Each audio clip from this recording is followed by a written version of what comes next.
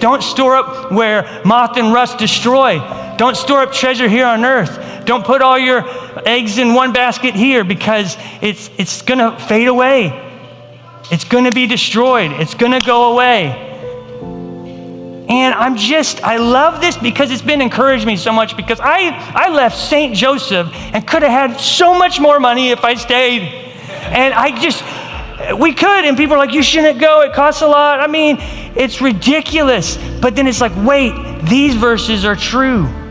And remember, it says don't put money and don't store up treasures here on earth, not just physical money, just anything that you treasure the most. And because he says, put first the kingdom and everything else will be added. It's like, I want to test that verse to its utter limits. Like, I want to test it, because it's not just to test it, but to be like, this is true. I want to live radically. I want to live radically because he's, first of all, my Savior. It's like, I don't know where I'm laying my head. I don't even know where I'm going to eat. Paul's in prison. I'm content in all things, with lot, with little. I'm in prison. I'm rejoicing. I'm happy. I want to have these verses so ingrained in my mind that when I am hurting, I can say, I'm rich. I'm rich because this ain't my home. This is not my home. There's something greater out there. So even in the basement, which is a great basement, I can say, I'm happy. I'm happy because we don't care about the stuff. This is like the rich young ruler, guys. We can get what we want. We can. It's a promise. That's the scariest promise. That Jesus says, you can have the promised land, but not me.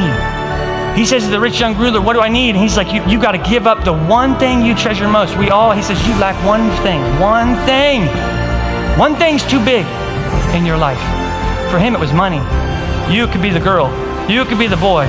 You could be your weird future vision of however you want your life to turn out. One thing you lack, he says. One thing you lack. Go give that away and then follow me. I just want to give it all.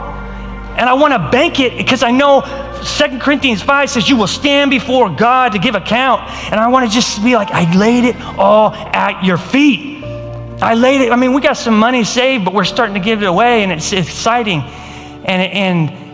Because it's just like when you feel God tell you to do something, just do it. You know, because he is the one that provides. And I got a lot of people too that, you know, people I know that are very close to me are like, the way you live is reckless and ungodly. And it's like, well, yeah, we'll both stand before him and we'll see who's right, okay? But I'm just gonna bank on here for a little bit, and I could be an idiot, but that's all right, because I trust that he will provide, and he always has, and he always will. Until my last breath, and he's like, okay, you're done giving me glory, come up in here, and then I'll go. You know what I mean? Go to heaven. When you like and subscribe, this video reaches more people.